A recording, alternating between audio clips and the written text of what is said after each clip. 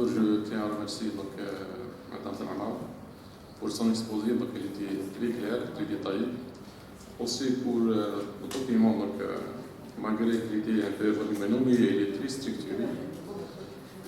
Donc en feuilletant le document, donc, on découvre donc, les différentes qualités donc, de notre collègue, que ce soit en formation, au niveau des deux universités à Khanchla et par la suite à l'université de Belma. Aussi, de notre côté donc, scientifique, ou bien côté de recherche, donc, elle a beaucoup de qualités. En feuilletant le sommaire du document, j'ai une petite remarque.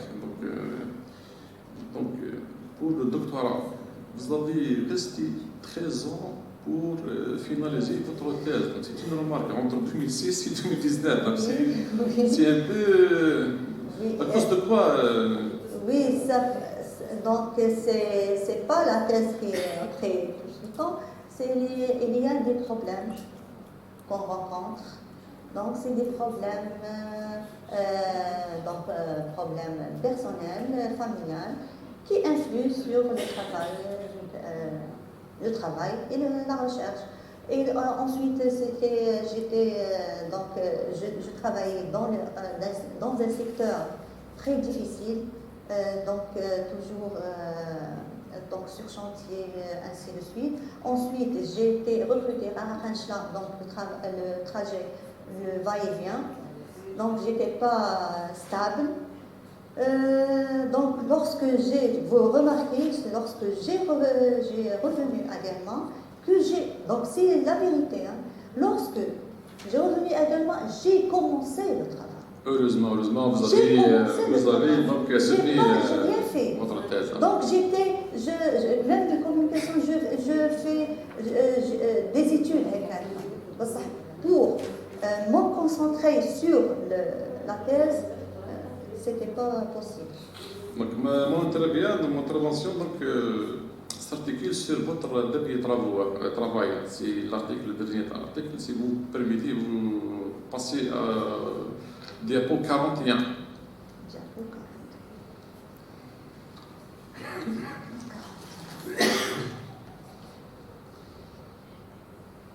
40. L'ex. Oui. L'ex, ça 41. 41.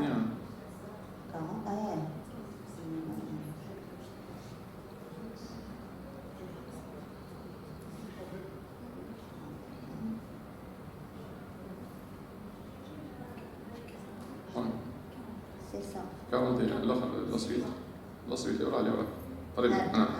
Donc, en regardant notre article, c'est stability of anchor returning wall and seismic loading.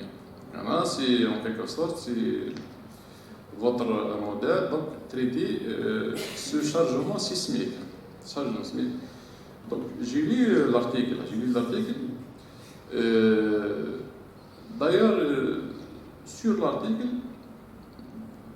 lorsque je vois le modèle praxis, je commence par le modèle praxis. Oui. Ce modèle ne représente pas un calcul dynamique. Dès que je fais le modèle بعدنا, je constate que c'est un calcul statique.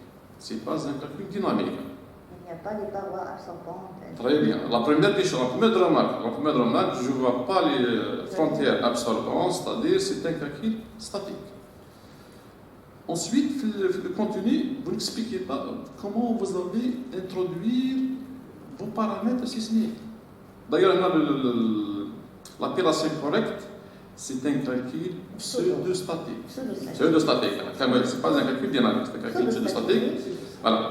Et ici, au niveau du partie numérique, vous n'expliquez pas comment vous avez saisi vos coefficients KH et KV.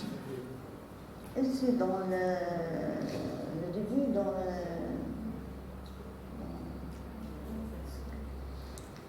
General setting, il n'est pas expliqué. m'a expliqué, juste mettre les résultats, je trouve les résultats. Donc, Donc, General Setting, puisque moi, j'ai travaillé beaucoup avec Praxis, je connais, comme je t'ai bien sûr. non connaisseur avec Praxis, donc il n'est pas complètement expliqué comment vous avez introduit les faits sismiques. Généralement, tout le monde, j'ai compris que tout le monde savait comment on introduit les paramètres. Non. Surtout le calcul de pseudo-statique, c'est un calcul un peu précis. Donc, le premier calcul, c'était un calcul pseudo-statique, ce n'est pas un calcul dynamique. Voilà. Et en plus, il fallait expliquer comment on introduit ces valeurs. Parce qu'avec un calcul dynamique, il faut un spectre de réponse. Oui, pour dire si c'est un calcul dynamique ou bien un calcul particulièrement sismique, là, il faut introduire un spectre de réponse à partir d'un séisme. On a toujours sur votre modèle, vous calculez la longueur de l'ancrage. Est-ce que la position de l'ancrage et l'inclinaison, est-ce que c'est fixe ou bien c'est vous qui les choisissez? Parce que là, je trouve je pensais 1,5 pour la position, et l'angle c'est 15 degrés, c'est ça. Est-ce que ce sont des données fixes, ou bien on peut les varier, ou est-ce que leur variation n'influe pas sur la longueur d'ancrage? Oui, pour mon exemple, elle est fixe. Mais on peut varier l'inclinaison et l'ancrage, la profondeur de l'ancrage, et elle peut influencer les résultats. Donc ça c'est un autre étude, c'est une étude paramétrique. Donc ici j'ai basé sur le modèle. Le modèle, ce sont des valeurs que vous prenez comme des valeurs fixes ou bien j'ai cherché le modèle analytique. Comment on introduit ou bien comment on positionne, donc que ce soit l'angle ou bien la position, mais le pitch, il y a une indication. Comment la longueur indique la position de l'ancrage et l'angle. Et suivant on calcule la tangente alpha, en fait, tangente 15 ou la longueur d'ancrage, la longueur elle. Donc c'est ça, la longueur libre. J'ai donné la longueur libre et la longueur de scellement. Et donc, pour trouver exactement la 15 degrés, on calcule avec la tangente et les coordonnées, on me donne les coordonnées exactes et on fait vos modèles analytiques, est-ce qu'il nous permet la modification de ces données ou bien non? Oui, permis. Est-ce que pour l'analytique? Oui, pour l'analytique. Est-ce que je reprends carrément les équations ou bien c'est fixe, on tient compte de ces valeurs? Non. Il faut changer, il faut recalculer carrément. Oui. Parce qu'il faut calculer un nouveau modèle. Oui, c'est un programme, donc j'ai fait un programme. Non, est-ce que ça influence la variation de Oui, il influence. Mais les équations, les équations, on change des équations. Non, pourquoi ils changent les équations? Et là, je pose la question. Elle reste la même. Est-ce qu'en changeant ces valeurs, non. les équations changent ou bien non? Non, les équations ne changent pas. Ne changent pas. C'est-à-dire ce sont des données. On peut considérer des données. Oui, des données avec un programme, avec tout, et vous mettez le web. Voilà, comme ça, on peut aussi travailler sur... Pour l'inclinaison, non. Quelle que soit l'inclinaison, on peut calculer la longueur d'ancrage. Et la position. Donc maintenant, on peut faire... Pour la position, c'est-à-dire la position, ça veut dire le 1,5. Non, le 1,5 c'est H, les données. C'est donné pour... donné c'est H sur 4. Est-ce que c'est une valeur fixe H sur 4 ou bien je peux la changer? Non, on peut la changer. Et justement, donc là, la question qui se pose. Non, on peut. Est-ce qu'en changeant, par exemple, je diminue l'angle et je n'abatte la position pour avoir, par exemple, une longueur plus minime par rapport au...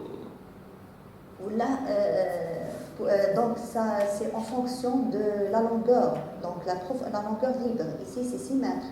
Donc ici, H sur 4, c'est l'idéal. Suivant donc la profondeur. H4. Donc je ne peux pas aller au-delà. Il a un نقص. Je peux diminuer. 1,5. En changeant ces paramètres, et on voit donc est-ce que dans l'envergure je peux gagner ou bien pas de changer les paramètres. Oui, c'est une idée. Oui, il y a des articles avec la variation de niveau d'ancrage. Il y a des études paramétriques avec cette variation dans justement, voilà. Il y a des là, je peux faire par exemple une étude d'optimisation, donc on change la longueur, la position, l'angle, et tirer par la suite les valeurs optimales pour avoir un coefficient de sécurité important, plus à un moment, par exemple. Là,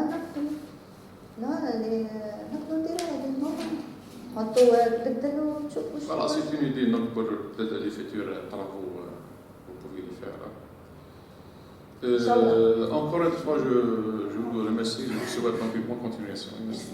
Merci. Donc, Madame Fatia, c'est mon professeur de la... Merci, Monsieur le Président. Donc, tout d'abord, je me rejoins à mes collègues précédents pour féliciter de son travail. Le travail présenté, que ce soit document papier ou bien exposé. Néanmoins, il y a quelques lacunes. Parmi ces lacunes, c'est que ce soit le manuscrit ou bien l'exposé sont un peu volumineux, qui contiennent quelques passages qui ne sont pas nécessaires à lire, surtout dans l'exposé lorsque vous avez détaillé les modèles que vous avez enseignés au fil des années. Maintenant, Madame Namara a pu, à travers au fil des années passées, a pu acquérir des connaissances indiscutables concernant le comportement et l'étude des écrans de certainement ancrés. Je vais me concentrer sur le dernier article après la thèse. Je vais m'enchaîner avec les remarques que M. Dr Lafif a soulevées. Je commence donc votre modèle numérique.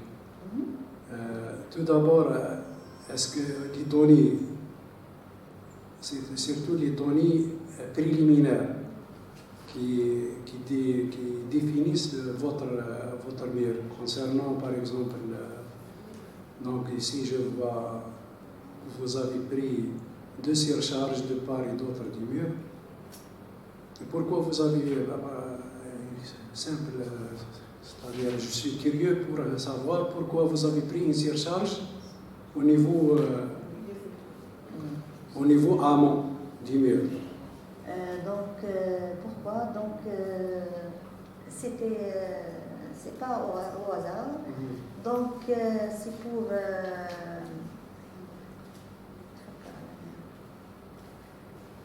C'est lorsqu'on calcule, on a calculé les.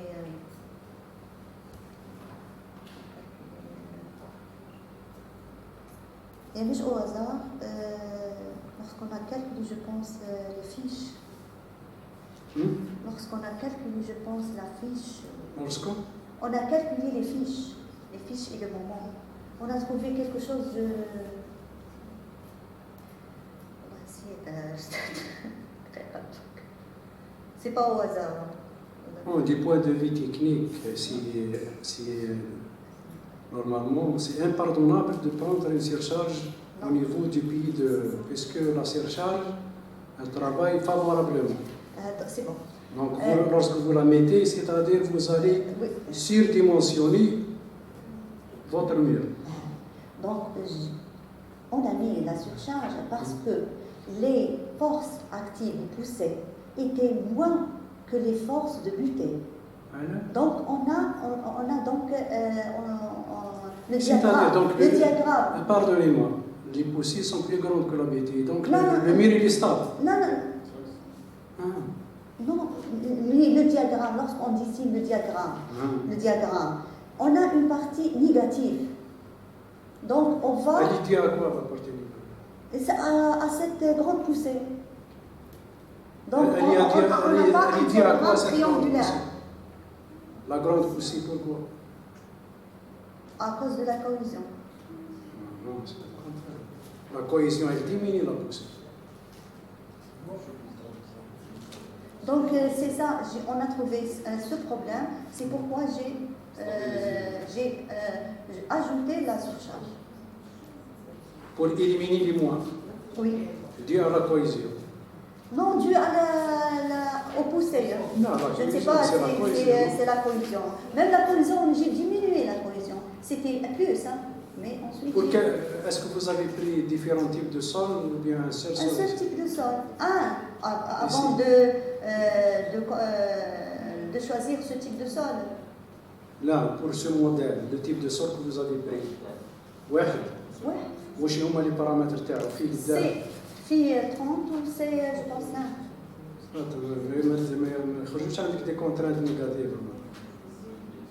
في 30 و 60 ما يخرجوش نيجاتيف. Pour une surcharge, la surcharge bien. La surcharge en amont.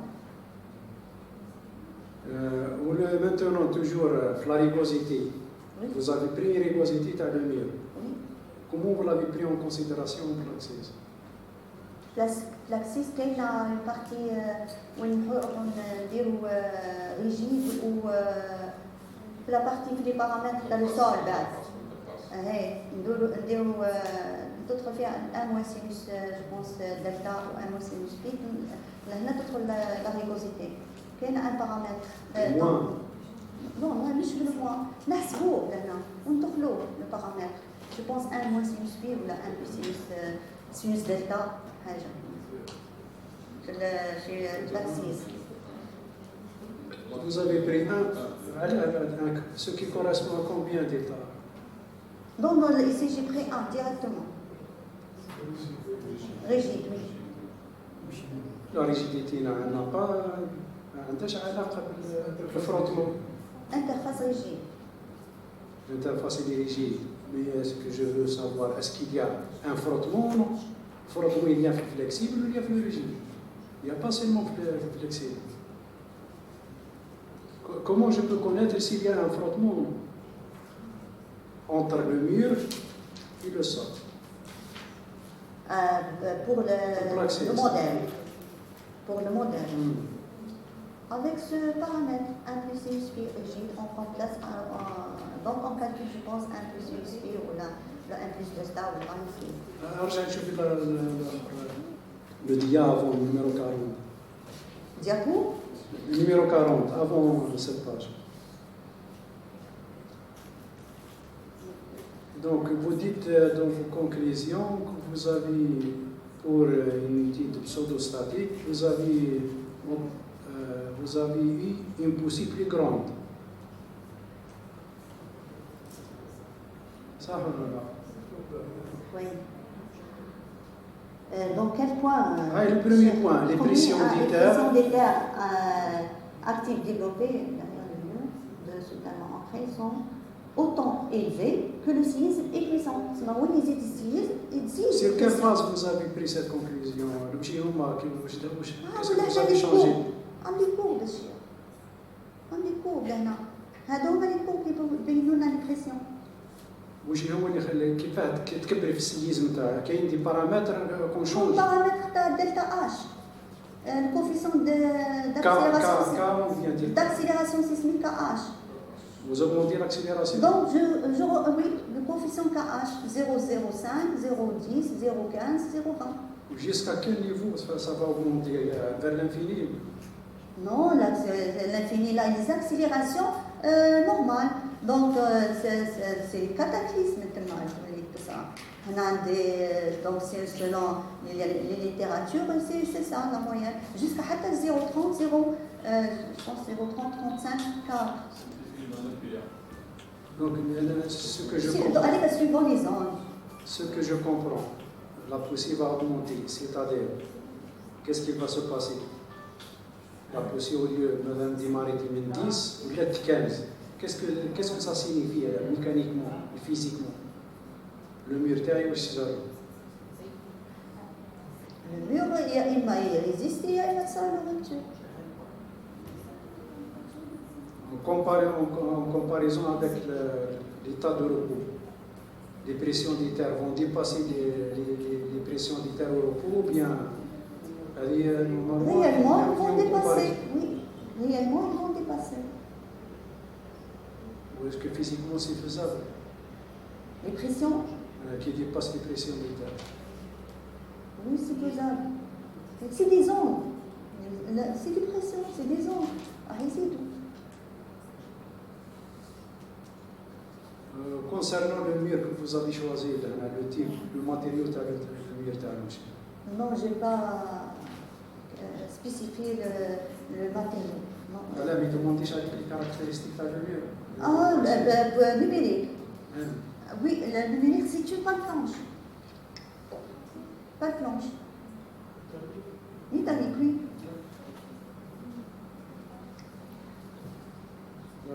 Merci, monsieur.